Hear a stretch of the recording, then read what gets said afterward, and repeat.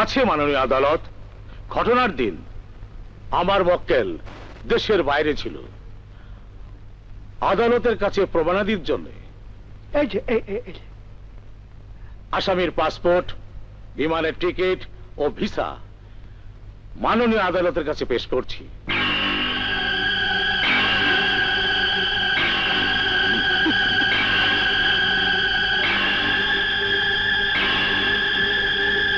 যেহেতু আসামি ঘটনার দিন দেশের বাহিরে ছিলেন, সেহেতু আদালতের কাছে প্রতীয়মান হয়েছে আসামি নির্দোষ, তাই তাকে বেকসুর খালাস দেওয়া হলো। আরে দুলাভাই, আপনার লগে পারে এমন উকিল আছে? আমার কাছে দেন। হযরত আলী জি। সব টাকা গুনে দেখেছো? হ্যাঁ দুলাভাই। এই সপ্তাহে কত আসলো? দুলাভাই 3 লাখ টাকার উপরে আছে।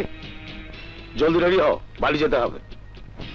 দুলাভাই, যাদের জমি বায়না করা আছে তাদের মধ্যে অন্তত 4-5 জনের জমি দলিল করতে হবে। আগামীকাল ওদের জমি মেপে ঢালাই করা পিলার চারিদিকে বসা। শুধু রেস্ট। হ্যাঁ। আলীনগর যাওয়ার ব্যবস্থা করেছো? দুলাভাই, জয়নাল মাঝিকে খবর দিয়েছে। বাবা, তুমি শুক্রবার হলেই উকিল সাহেবকে পার করার জন্য বসে থাকো কেন? সাদেক উকিল নদীর পারের সব সম্পত্তি কিনা ফেলাইছে, সামান্য কিছু বাকি। তাতে আমাদের কি? আমারই প্রতি সপ্তাহে 500 করে টাকা দেয়। সেই টাকা দিয়েই তো তরে আর তোর বউরে লেখাপড়া শিখাই। বাবা মামুন ওই যে আয়সা পড়ছে। হযরত আলী, যা যা তোকে যেভাবে বলেছি তুই কিন্তু সেইভাবেই কাজ করবি।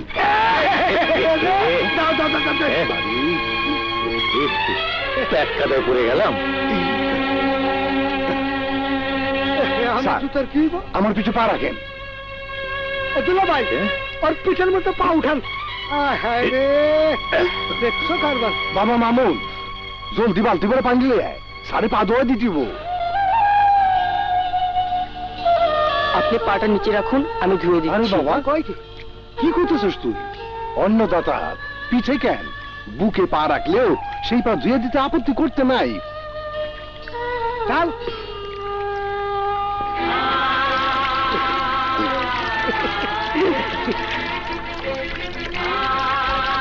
আর সাবান নাই, খালি বলতো চাপ দিয়ে। হ্যাঁ, মোটামুটি হয়েছে। স্যার, দোষটা আমার। কেন, তুমি কি আগে থেকেই জানতে এখানে প্যাক কাটা আছে? না স্যার, আগে জানলে কি আপনার পা রাখতে দিতাম? দরকার হইলে বাপ বেটায় মিলে পিঠ রাখতাম। ঠিক আছে, এরপর থেকে আমাদের ভাগনা নাদেরকে নিয়ে আসবো। স্যার, নাদের বাবাজি কোথায়? খুশি, আমি এখানে।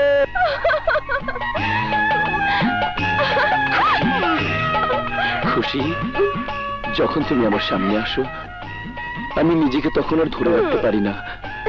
তোমার এই অপরূপ সৌন্দর্য দেখলে আমার যৌবনী বসন্তের বাতাস বহে।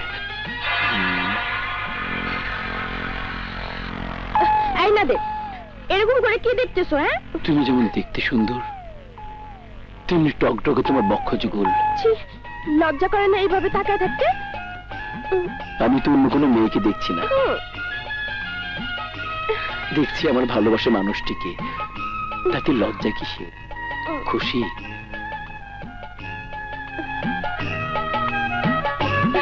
আমরা দুজন একে অন্যের হৃদয়ে মিশে গেছি। তাই আসো একে অপরকে বুকে জড়িয়ে ধরে হারিয়ে যাই।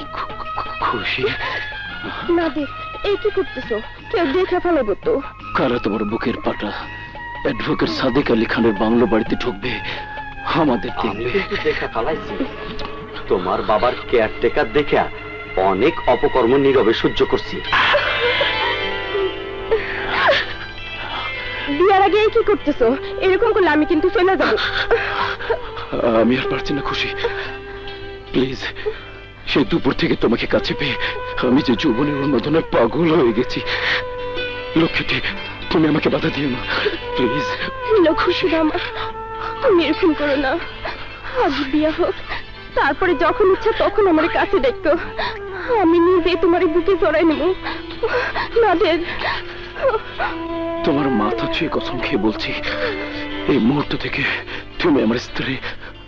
আমি তোমার স্বামী। তোমার আবেগের কথা, আবেগ ফুরাই গেলে বাস্তবে কি হবে একটু চিন্তা করে দেখো। আমার আবেগ নয় খুশি, বাস্তবে তোমাকে কলেমা তাইয়্যিবা লা ইলাহা ইল্লাল্লাহ মুহাম্মাদুর রাসূলুল্লাহ বলে তোমার মাথায় হাত রেখে স্ত্রী হিসেবে গ্রহণ করছি। তুমি বলো কবুল, তুমি বলো কবুল, বলো কবুল, বলো কবুল, বলো কবুল। খুশি খুশি খুশি খুশি আমার খুশি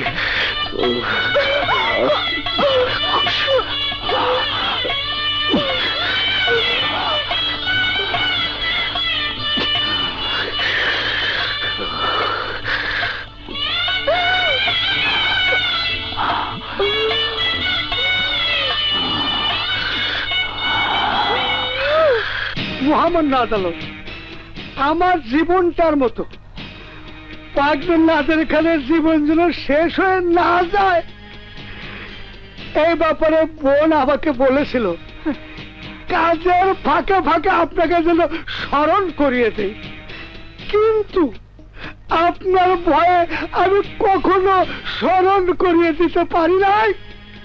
তাই বোন অতি সাহস করে আপনার আদালতে আমার বিচার শেষে আমার মাফ করে দেন।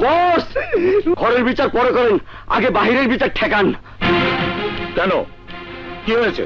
আপনার ছেলে নাদের খানকে চেয়ারম্যান সহ এলাকাবাসী ধরে নিয়ে মাঠের মধ্যে বিচার করছে। বিচার চাই, বিচার চাই, বিচার চাই, বিচার চাই, বিচার চাই, বিচার চাই, বিচার চাই। এলাকাবাসী আপনারা থামুন। প্রিয় এলাকাবাসী, অ্যাডভোকেট সাদেক খানকে সংবাদ দেওয়া হয়েছে, তিনি এসে কি করেন আগে সেটা আমরা দেখি। যদি সাদেক খান তার সন্তানের উপযুক্ত বিচার না করেন, তাহলে আমি এলাকার নির্বাচিত চেয়ারম্যান হিসাবে দৃষ্টান্তমূলক বিচার করব। মোহাম্মদ চেয়ারম্যান এগিয়ে চলো, মোহাম্মদ চেয়ারম্যান এগিয়ে চলো।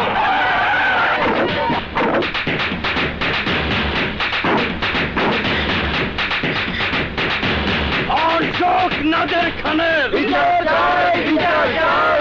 অশোক নাদের খানের বিচার চাই, বিচার চাই। অসামাজিক নাদের খানের বিচার চাই। প্রিয় এলাকাবাসী, আপনি একটু শান্ত হন, আমি কথা দিচ্ছি বিচারে আপনাদের দেওয়া রায় হবে আমার রায়। হ্যাঁ, আপনারা শান্ত হন, উকিল সাহেব নিশ্চয় ন্যায্য বিচার করবেন। আমি নাদের খান ও জয়নাল মাঝির কন্যাকে দুটি প্রশ্ন করব, তোমরা সরাসরি উত্তর দেবে। প্রথম প্রশ্ন নাদের খানকে, তুমি কি সত্যি সত্যি মাঝির মেয়েকে ভালোবাসো, নাকি মিথ্যে প্রলোভন দিয়ে তার সতীত্ব নষ্ট করেছো? এটা বিচারের স্থান, বাপ বেটা মহব্বতের জায়গা নয়। সরাসরি উত্তর চাই। উপরে আল্লাহ, নিচে মাটি, আমি খুশিকে প্রাণের চেয়ে বেশি ভালোবাসি। বিশ্বাস না হয় খুশিকে জিজ্ঞেস করে দেখেন। এই মেয়ে, মিথ্যে বলবে না, সত্যি করে বলো, নাদের যা বললো তা সত্য না মিথ্যা? উনি সত্য বলছে, আমি ওনারে ভালোবাসি। তিনি আমার কলমা পইরা মাথায় হাত রেখে আল্লাহ রসুলের সাক্ষী রেখে বিয়া করে তারপরে। আর বলতে হবে না, যা বোঝার বুঝে গেছি। প্রিয় এলাকাবাসী এবং চেয়ারম্যান সাহেব, বলুন কি বলতে চাচ্ছেন? আমার প্রশ্ন করা শেষ, এবার আপনি বলুন কি বিচার হওয়া উচিত। আপনি কি আপনার ছেলের পুত্রবধূ হিসাবে জয়নাল মাঝির মেয়েকে মেনে নেবেন? নিশ্চয়ই মেনে নেব, কারণ ওরা পরস্পরকে ভালোবেসেই এসব করেছে। আল্লাহ চেয়েছেন বলে আজ আমাদের মিলন হলো। আচ্ছা খুশি, একটা প্রশ্নের উত্তর দাও তো, মৌচাকে মধু থাকে নাকি মৌমাছিতে? মৌচাকে। ঠিকই বলেছো।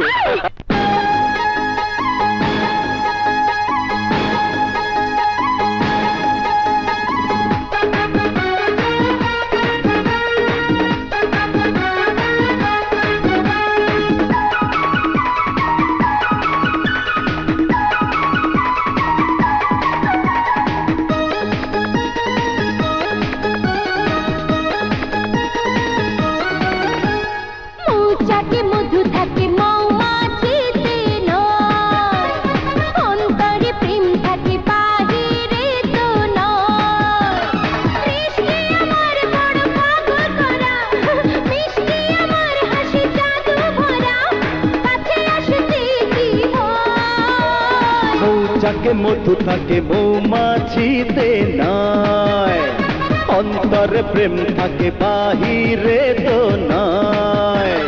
দৃষ্টি তোমার বড় পাগল করা, মিষ্টি তোমার হাসি জাদু ভরা, কাছে আসতে তাই ভয়। মৌচাকে মধু থাকে মৌমাছিতে নয়, অন্তরে প্রেম থাকে বাহিরে তো নয়।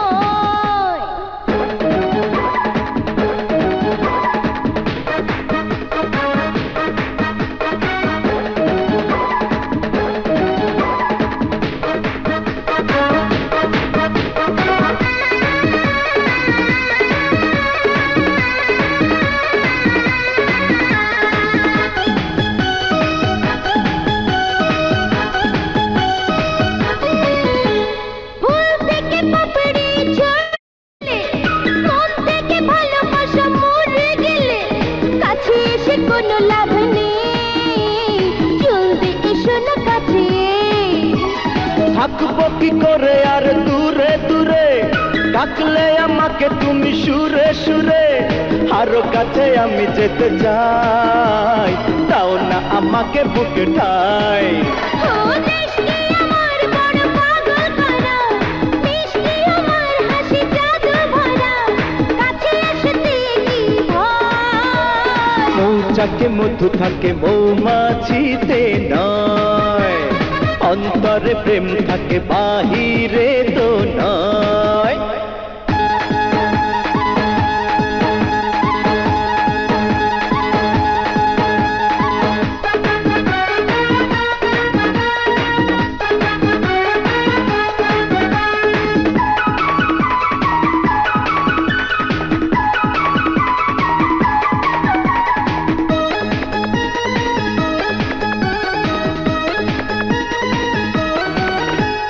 আজ মনে ওই রূপ সাগরেতে চায় যেন একবার ডুবে যেতে, তুমি যদি ডাকো ইশারায় এখনই হারাবো দুজনায়।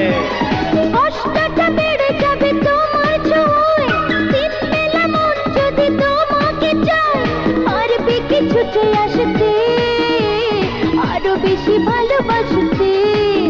ওই দৃষ্টি তোমার বড় পাগল করা, মিষ্টি তোমার হাসি জাদু ভরা, কাছে আসতে তাই ভয়। মৌচাকে মধু থাকে মৌমাছিতে নয়, অন্তরে প্রেম থাকে বাহিরে তো নয়। মিষ্টি আমার বড় পাগল করা, মিষ্টি তোমার হাসি জাদু ভরা, কাছে আসতে কি ভয়। মৌচাকে মধু থাকে মৌমাছিতে নয়, অন্তরে প্রেম থাকে বাহিরে তো নয়। দুলা ভাই, নাদের বাবাজি বৌমার চুলে বেনি বানিয়ে দিচ্ছে। ওই ঝুনঝুনি, নাদেরকে ডাক দে তো। বাইক নাদের, তোমার বাবা ডাকছে। বাবা ডেকেছে। আসছি বাবা, আসছি। মা, বেকার জীবনে বিয়ে করা খুবই কষ্টকর, যা বোঝার বুদ্ধি তোমার এখনো হয়নি। মা, দেখো ছেলে বিয়ে করেছে, এখন তোমার বদমেজাজটা বন্ধ করা উচিত। শোনো, তোমার ছেলেকে টাকাগুলো দিয়ে বলো সে যেন তার বউকে নিয়ে শ্বশুর বাড়ি যায়। আরে আল্লাহ রে, এ কি করছো তুমি? দাড়ি কেটে ফেলাইলা? শোনো, বিয়েই বড় লোক, তার বাড়িতে জামু একটু মডার্ন না হয়ে গেলে খুশির আবার খোটা দিব। গতকাল জামাই কি করে গেল শোনো নাই? বাবা, আমিও জামা প্যান্ট লন্ড্রিতে দিয়েছি। ভালো করছো, ওগুলো তাড়াতাড়ি নিয়ে আসো, খুশি মা আবার খাওয়ান দাওয়ান লইয়া বসে থাকবো। খুশি? মা! মা, তুমি কেমন আছো? ভালো, তুই কেমন আছিস মা? ভালো আছি মা, আমি খুব ভালো আছি। মা, বাবা কই? তোর শ্বশুরের লগে কথা কইতাছে। মামুন রান্না নাই মা? বিনার সাথে খেলতাছে। মা, তুমি ভিতরে যাও, আমি আসতেছি মা। যাও। আচ্ছা মা।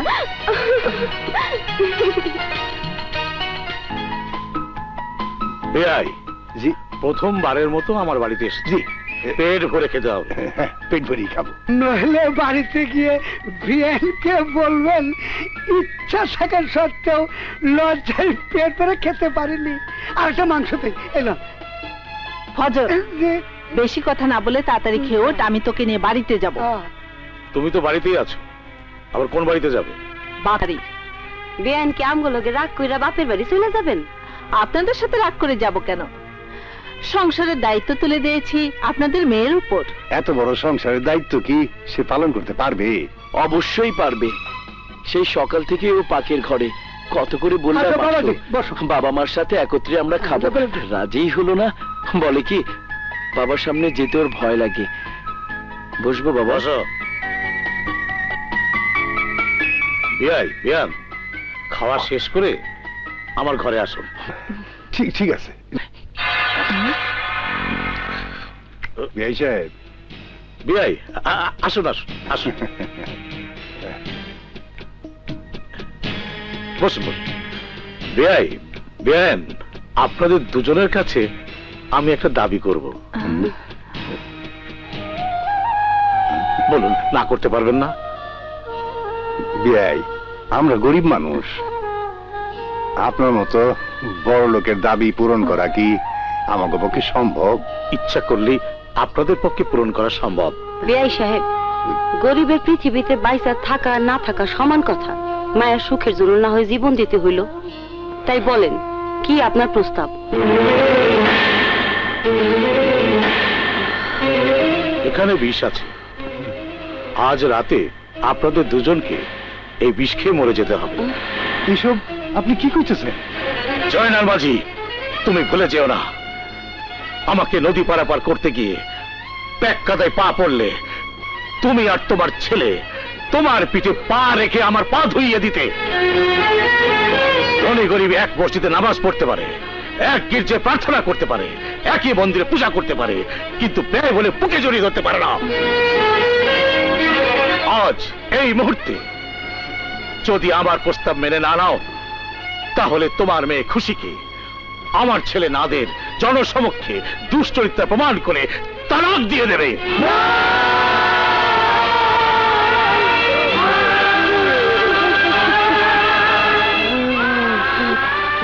উকিল সাহেব, আমরা গরিব হইল মানুষ, সম্পত্তি না থাকলেও সমাজে ইজ্জত লয়ে বাইচে থাকতে চাই। মায়ের শ্বশুরের প্রস্তাব পূরণ করতে না পারলে বাবা মায়ের সামনে মায়ের তালাক দিব না, না, তা হইতে পারে না। আমরা আপনার প্রস্তাবে রাজি, তবে আমার একটা দাবি আছে। বুঝতে পেরেছি, আপনাদের ছেলে মামুনকে লেখাপড়া শিখিয়ে মানুষের মতো মানুষ করতে হবে, এই তো? জি। যেহেতু আপনারা আমার প্রস্তাব মেনে নিলেন, সেহেতু আমি কথা দিচ্ছি, মামুনকে আমি লেখাপড়া শিখিয়ে ব্যারিস্টার বানাবো।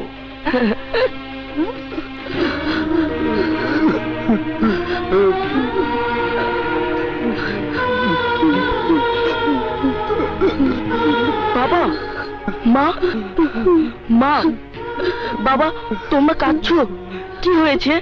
মামুন, এবার তো তোর মা আর আমি ঘুমের করে একটা স্বপ্ন দেখে তোর কাছে শুইতে আইছি। বাবা, কি স্বপ্ন দেখলে? আমাকে দুইজনারে একটা সাপে কাটছে। একই সাপকে দুইজনকে কাটতে পারে? পারে, পারে বাপ, পারে। ভাগ্যে যদি দুইজনের মরণ একসাথে থাকে তাইলে পারে। চলো, তোমরা দুজন ঘুমাবে আর আমি সারা রাত জেগে জেগে পাহারা দেব। না, তার আর দরকার হইব না।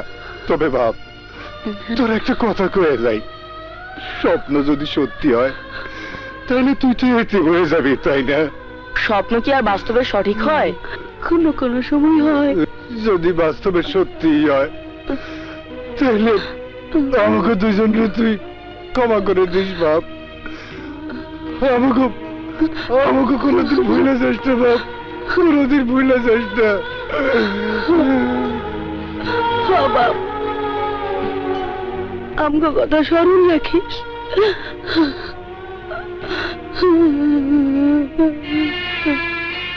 গতকাল বুবুর শ্বশুর বলল আমাকে ব্যারিস্টার বানাবে। মা বাবার মুখ কালো দেখলাম। এত রাতে মা বাবা দুজনে এসে এসব বলছে। আমাকে অবশ্যই সকালে ঘুম থেকে উঠে বুবুর কাছে সব খুলে বলতে হবে। মা খুশি, তোমার মা বাবা বিষ পানে আত্মহত্যা করেছে।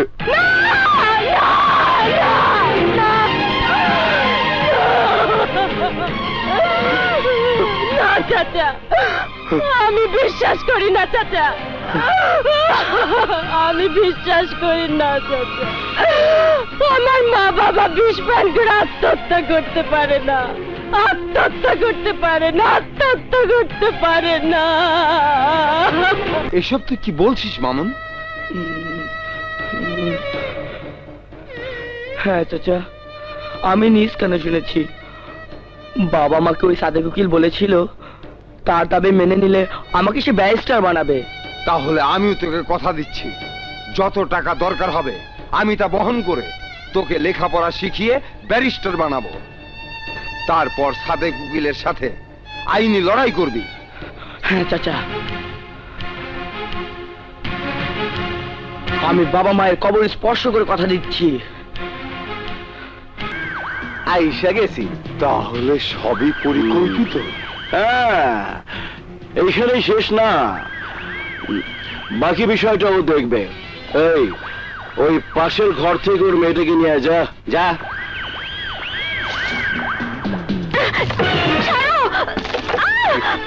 বাবা, ওরা আমাকে কলেজে যাওয়ার পথে ধরে নিয়ে এসেছে। আমার মেয়ে কি অপরাধ করেছে?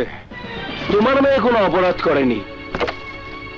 কান টানলে যেমন মাথা আসে, ঠিক সেই ফর্মুলায় এখন তুমি হলে মাথা, আর তোমার মাই হলো কান। তাই জলদি গতকালকে ব্যাংক থেকে উঠানো 50 লক্ষ টাকা তোমার অ্যাকাউন্টস অফিসারকে আশুলিয়া থেকে মিরপুর যে রাস্তাটা গেছে, নইলে এই, তোমাদের টাকার দরকার, টাকা দেবো, কিন্তু আমার মেয়েকে ধরে আনলে কেন? তুমি হচ্ছ ঘটি, কঞ্জুস মানুষ, নিজের জান গেলেও টাকা দিবে না। তাই বিকল্প ব্যবস্থা হিসাবে তোমার মেয়েকে ধরে এনেছি। ফোনটা দাও, আমি অফিসে বলে দিচ্ছি।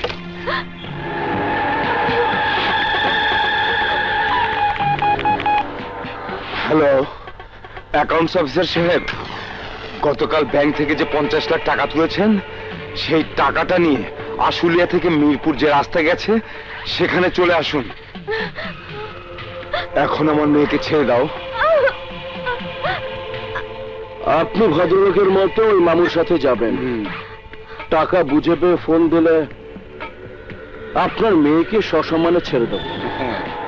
চলো, কে যাবে আমার সাথে? মামু যাও, টাকার পরে ফোন দেবে। আমাকে জলদি মুক্ত করে নিয়ে যাবে। মারি না, তুই কোনো চিন্তা করিস না মা, সব ঠিক হয়ে যাবে, সব ঠিক হয়ে যাবে। এই, তোরা দুজনেই রুম থেকে বের হয়ে পাশের রুমে অপেক্ষা কর। যা।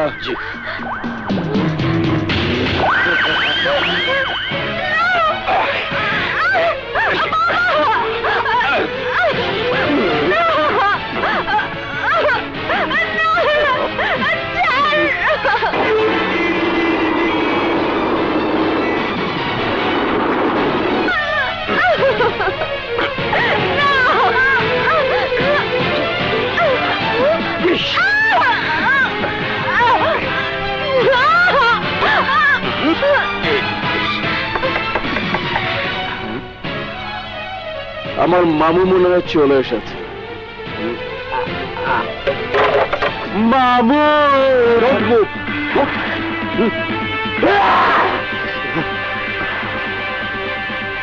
Marina, Rina, Rina, Mohammad. Order, order. মাননীয় আদালত, আইনসম্মতভাবে নাদের খানের একজন বিবাহিতা স্ত্রী আছে। খান মঞ্জিলের মান সম্মান বিসর্জন দিয়ে সে এত বড় অন্যায় করতে পারে না।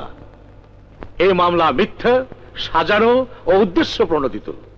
রতনপুরে নাদের খানের ভাবমূর্তি, সেই সাথে তার পিতার সুনাম ক্ষুণ্ণ করার জন্যই নারী ঘটিত এই কেলেঙ্কারি দিয়েছে। মিথ্যে কথা মহামান্য আদালত, উনি যা বলছেন সব মিথ্যে। আমি এই ধর্ষিতা কন্যা রিনার জন্মদাতা পিতা। পৃথিবীতে কোন পিতাই টাকার লোভে তার নিষ্পাপ কন্যার চরিত্রে কলঙ্কের কালিমায়াকে এভাবে আদালতের কাঠগড়ায় এসে দাঁড়ায় না, কাঠগড়ায় দাঁড়ায় না মহামান্য আদালত। আপনার আর কিছু বলার আছে? যেহেতু আমার উকিল সাহেব অনুপস্থিত, তাই আমি আর কিছু বলতে চাই না, কিছুই বলতে চাই না। রিনা ধর্ষণ মামলার আসামি নাদের খানের বিরুদ্ধে সুনির্দিষ্ট কোনো সাক্ষ্য প্রমাণ না থাকাতে, তাছাড়া তদন্তকারী কর্মকর্তা এবং ডাক্তারের মেডিকেল রিপোর্টে ধর্ষণের কোনো আলামত না পাওয়ায় অত্র মামলার আসামি নাদের খানকে বেকসুর খালাস দেয়া হলো। Objection your honour.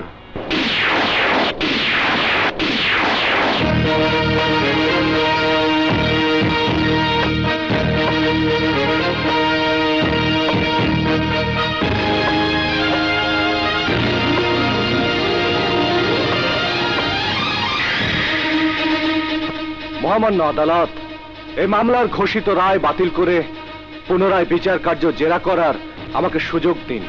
কে আপনি? বিজ্ঞ আদালত, আপনি হয়তো নিশ্চয় জেনেছেন সম্প্রতি বাংলাদেশের একজন ছাত্র বিলেতের বার অ্যাট ল পরীক্ষায় ফার্স্ট ক্লাস ফার্স্ট হয়ে এদেশের সুনাম এবং গৌরব বৃদ্ধি করেছে। আপনি তাহলে ব্যারিস্টার মামুন? মামলাটি খুবই স্পর্শকাতর। মিলার্ড, আমাকে বাদীপক্ষের আইনজীবী নিয়োগের অনুমতি দিলে বাস্তব সত্য উদ্ঘাটন করা সম্ভব হবে। Objection your honour. যে আদালতে মামলার রায় একবার ঘোষিত হয়, ওই একই আদালতে পুনরায় ওই মামলার বিচার কার্য হতে পারে না। বিজ্ঞ আদালত, আমি একটি পিটিশন মামলা পেশ করছি।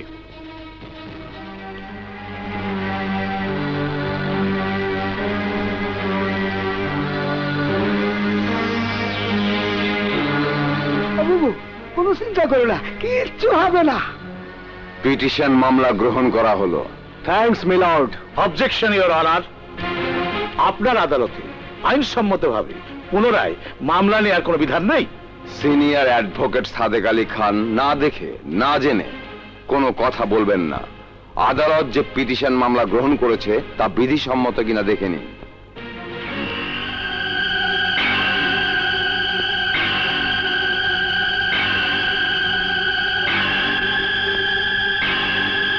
বলুন, বিধিসম্মত হয়েছে কিনা? হ্যাঁ, বিধিসম্মত। মিলর্ড, বাদীকে কিছু প্রশ্ন করার অনুমতি প্রার্থনা করছি। অনুমতি দেওয়া হলো। আচ্ছা, আপনার নাম? আপনার নাম জিজ্ঞাসা করছি। জয়দেবপুর থেকে গাড়িতে আসছি বাবার সাথে। আমি আপনার বাবার কথা জিজ্ঞেস করিনি। বিজ্ঞান বিভাগে ইন্টারমিডিয়েট পড়ি। কলেজের নাম আদর্শ কলেজ। Order, order. এটা কোনো খেলার মাঠ নয়, আদালত। মিস রিনা, আপনাকে যা প্রশ্ন করছি তার উত্তর দিন। আমার সাথে পরিচয়পত্র আছে, দেখবেন? ব্যারিস্টার মামুন, আপনি যা প্রশ্ন করছেন উনি বোধহয় তা শুনতে পাচ্ছেন না। ইয়েস, ইয়েস, ইয়েস মিলর্ড, আমি আদালতকে এটাই বোঝাতে চেয়েছি। এর মাধ্যমে আপনি কি বোঝাতে চাইছেন খুলে বলবেন কি?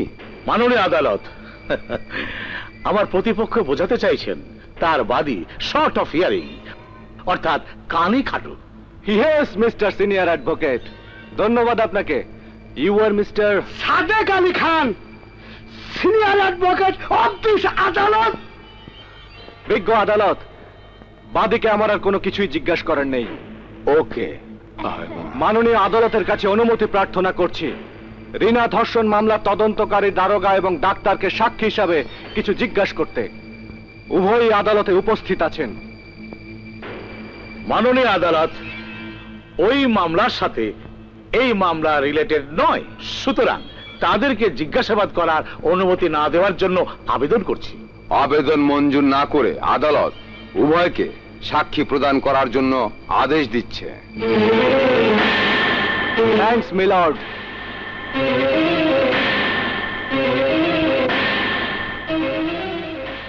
আপনারা উভয়ই নিজ নিজ পেশায় নিশ্চয় বিজ্ঞ। ইয়েস। রিনা ধর্ষণ মামলার তদন্ত স্বার্থে মামলার বাদী মিস রিনাকে প্রশ্ন করে তার দেয়া তথ্যের ভিত্তিতেই তদন্ত করেছেন। অবশ্যই। আপনারা দুজন এখন আসতে পারেন। Thank you. মিলর্ড, আমরা কিছুক্ষণ আগে নিশ্চিত হলাম যে এই মামলার বাদী মিস রিনা কানে শুনতে পান না, অথচ তদন্ত কর্মকর্তা ও ডাক্তার জানালেন রিনাকে জিজ্ঞাসা করে তার দেয়া তথ্য অনুযায়ী তদন্ত রিপোর্ট পেশ করেছেন।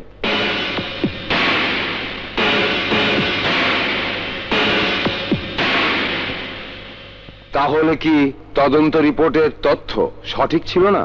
ইয়েস মিলর্ড, ঠিক তাই।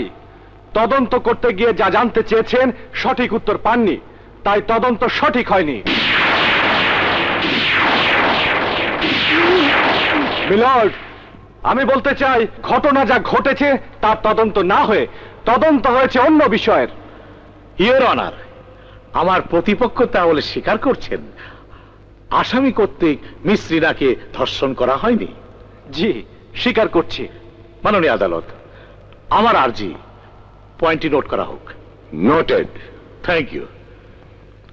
Excuse me senior advocate mister Sadek Ali Khan, আপনার কাছে আমি জানতে চাইছি আমাদের দেশে প্রচলিত আইনে ধর্ষণ মামলা এবং অ্যাটেম্প টু মার্ডার অর্থাৎ কাউকে হত্যা করার চেষ্টা করলে এবং তা যদি আদালতের সাক্ষ্য প্রমাণের ভিত্তিতে প্রমাণিত হয় তাহলে সে আসামির কি সাজা হতে পারে? ধর্ষণ মামলার সাজা সর্বোচ্চ 7 বছর কারাদণ্ড এবং অ্যাটেম্প টু মার্ডার মামলার সর্বোচ্চ সাজা যাবজ্জীবন কারাদণ্ড হতে পারে। মিলর্ড, আমি এখন তাহলে আসল ঘটনাতেই ফিরে যাচ্ছি। তাই করুন। মিলর্ড, আমার মক্কেল মিস রিনার সাথে আসামি নাদের খানের প্রেম ছিল। সেই সুবাদে তিনি আমার মক্কেলকে বিয়ের প্রস্তাবও দেন। এক পর্যায়ে মিস রিনা বিয়েতে রাজিও হন। পরক্ষণেই মিস রিনা জানতে পারেন নাদের খান বিবাহিত। মিস রিনা তার দেওয়া ওয়াদা প্রত্যাখ্যান করে নেন। প্রস্তাব প্রত্যাখ্যান করলে ক্ষিপ্ত হয়ে যায় নাদের খান। মিলর্ড, ঘটনার দিন আসামি নাদের মিস রিনাকে জোরপূর্বক ধরে নিয়ে গিয়ে একটি রুমের মধ্যে বলপূর্বক ধর্ষণ করতে উদ্যত হয়েছিল। তখন রিনা তার ইজ্জত বাঁচাবার জন্য বাধা দেয়। নাদের তখন এমন ভাবে চিৎকার করে ধমক দিয়েছিল যে সাথে সাথে রিনার কানের পর্দা ফেটে যায়, যে কারণে রিনা এখন কানে শুনতে পর্যন্ত পায় না। মিথ্যে মহামান্য আদালত, মিথ্যে। আমি তখন কোনো চিৎকার করিনি। Please note down this point milord. Noted. আসামি নাদের খান যেভাবে চিৎকার করে ধমক দিয়ে কানের পর্দা ফাটিয়ে শারীরিক নির্যাতন করেছে, এতে একটি অসহায় অবলা নারীর মৃত্যু হতে পারত। অর্থাৎ নাদের খান মিস রিনাকে খুন করার পরিকল্পনা পর্যন্ত করেছিল। That mean attempt to murder, যার সর্বোচ্চ সাজা যাবজ্জীবন কারাদণ্ড। ইয়েস মিলর্ড, আসামি নাদের খানের যাবজ্জীবন কারাদণ্ডের আদেশ কামনা করছি।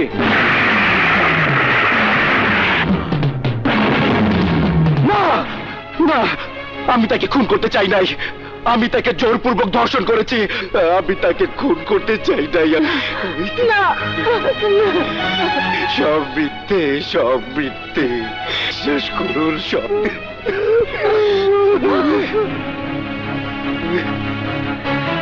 Order, order.